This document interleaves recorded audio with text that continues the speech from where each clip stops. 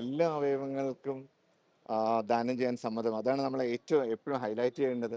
Society മനസ്സിലാക്കേണ്ടത്.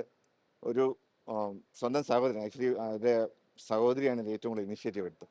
സ്വന്തം സഹോദരൻ മരിച്ചു കിടക്കുമ്പോഴും അയാളുടെ ത്വക്കുൾപ്പെടെ ദാനം ചെയ്യാൻ തയ്യാറായിരുന്ന ആ ഒരു കുടുംബമുണ്ടല്ലോ, ആ കുടുംബത്തിൽ നിന്നാണ് ഇതെല്ലാം തുടങ്ങുന്നത്. നമ്മൾ എപ്പോഴും അവയവ മാറ്റ ശസ്ത്രക്രിയകൾക്കാണ് എപ്പോഴും പ്രാധാന്യം കൊടുക്കുന്നത്. അതിനേക്കാളും ഒരു മസ്തിഷ്കമരണം സംഭവിച്ചു എന്ന് ഡോക്ടർമാരെ ബന്ധുക്കളോട് പറയുമ്പോൾ ഞങ്ങളുടെ സഹോദരൻ്റെ അല്ലെങ്കിൽ എൻ്റെ മകൻ്റെ അവയവം എല്ലാവർക്കും കൊടുത്ത് അവരൊക്കെ ജീവിക്കട്ടെ എന്നുള്ള ആ മനസ്സുണ്ടല്ലോ, ആ മനസ്സിൽ നിന്നാണ് എല്ലാ ഉദ്യമവും തുടങ്ങുന്നത്.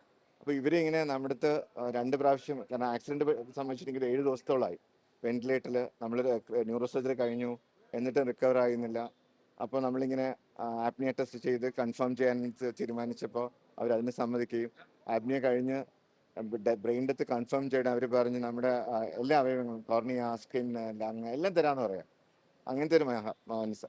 അപ്പോഴാണ് നമ്മൾ ഒരു നേപ്പാൾ സ്വദേശി, ഒരു അനാഥയായ ഒരു പെൺകുട്ടി എറണാകുളം GH രജിസ്റ്റർ ചെയ്ത് കാത്തിരിക്കാൻ വേണ്ടി വർഷങ്ങളായി.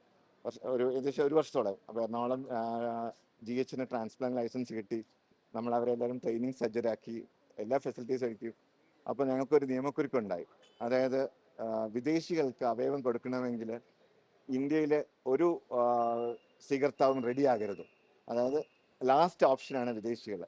അപ്പോൾ GH സൂപ്രണ്ടിന് സ്വമേധയാ ഹൈക്കോടതിയെ സമീപിക്കുകയും ഹൈക്കോടതി പറഞ്ഞ് ഈ ജീവകാരുണ്യ പ്രവർത്തനത്തിൽ ദേശമൊന്നും നോക്കാൻ പാടില്ല, അവർക്ക് പ്രയോറിറ്റി ഉണ്ട്. കാരണം അയാൾക്കുട്ടിക്ക് തിരിച്ചുപോയി നേപ്പാളിൽ പോയി ട്രാൻസ്പ്ലാന്റ് ചെയ്യാൻ പറ്റില്ല, അവിടെ ഫെസിലിറ്റി ഇല്ല. പിന്നെ യാത്ര ചെയ്യാൻ സൗകര്യമില്ല. ഓർഫനാണ്. അത് ഒരു ബ്രദറും ആ ലേഡിയും കൂടെ ഒരു ഓർഫനേജിലാണ് താമസിക്കുന്നത്.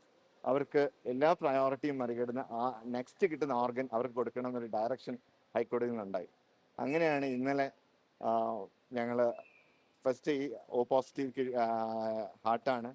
ബന്ധുക്കൾ സമ്മതിച്ച ഉടൻ ഞങ്ങൾ വേറൊരു ഓപ്ഷനും ഇല്ല, ഈ കുട്ടി കൊടുക്കാൻ തീരുമാനിക്കും. GH സൂപ്പറിനെ അറിയിക്കുകയും അവരവിടെ തന്നെ അക്സെപ്റ്റ് ചെയ്യും. രാത്രി തന്നെ യാത്ര തിരിച്ച് ഇങ്ങോട്ട് വരികയും അതിനുശേഷം അപ്പോൾ നമുക്ക് അടുത്തത് നമ്മുടെ ഇത് തിരിച്ചു കൊണ്ടുപോകാനുള്ള ഒരു ചലഞ്ചാണ്. അപ്പോൾ നമ്മുടെ ADGP ശ്രീജിത്താണ് നമ്മുടെ പോലീസ് കോർഡിനേറ്റിംഗ് ഓഫീസർ. സാറത് പറഞ്ഞു. സാറ് രാത്രി 1 മണിക്കാണ് എന്നെ വിളിച്ചിട്ട് ഞാനെല്ലാം സെറ്റാക്കിയിട്ടുണ്ട്, ഡോക്ടർ ജസ്റ്റ് ആ റിട്രീവൽ ടൈം മാത്രം. അപ്പോൾ ഞങ്ങളൊരു വാട്സാപ്പ് ഗ്രൂപ്പ് തുടങ്ങി. ADGP, ACP എറണാകുളം, തിരുവനന്തപുരം, കൊല്ലം 4-5 ജില്ലകളിലെ ACP ചേർന്നൊരു വാട്സാപ്പ് ഗ്രൂപ്പ് തുടങ്ങി. Transport minute two minute coordinate ചെയ്തു. ഇവിടെ റിട്രീവൽ ടീംസ് എറണാകുളത്ത് നിന്ന് എത്തിയത് തന്നെ ഒരു 10 മണിയായി.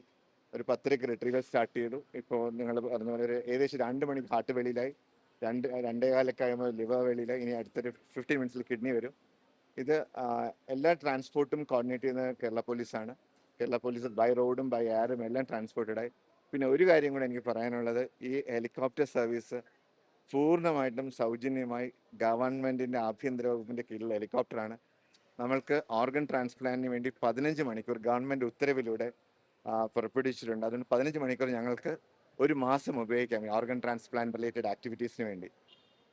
അല്ലെങ്കിൽ നമ്മളൊരു സ്വകാര്യ ഹെലികോപ്റ്റർ ഇതിനു വേണ്ടി എടുക്കുകയാണെങ്കിൽ 2 ലക്ഷം രൂപ 1 മണിക്കൂറിന്, 2 ലക്ഷം രൂപ 1 മണിക്കൂറിന്. അങ്ങനെ അവർ സ്റ്റാർട്ട് ചെയ്ത് തൊട്ട് തിരിച്ച് അവർ എത്തുന്നവരെ കൊടുക്കണം. അപ്പോൾ ഇവിടെ വന്ന് അവയവം എടുക്കാൻ താമസിക്കുകയാണെങ്കിൽ അതിനുൾപ്പെടെ കൊടുക്കണം. അപ്പോൾ ഇന്നത്തെ ഒരു ട്രാൻസ്പോർട്ടിന് ഏകദേശം അവർ 11 മണിക്ക് അവിടെ നിന്ന് സ്റ്റാർട്ട് ചെയ്ത് 11:40 ഇവിടെ എത്തി, 2:40 അവിടെ എത്തി. അപ്പോൾ 4-5 hours-ആയി 10 ലക്ഷം രൂപയാണ് അവർക്ക് ചിലവാകുന്നത്.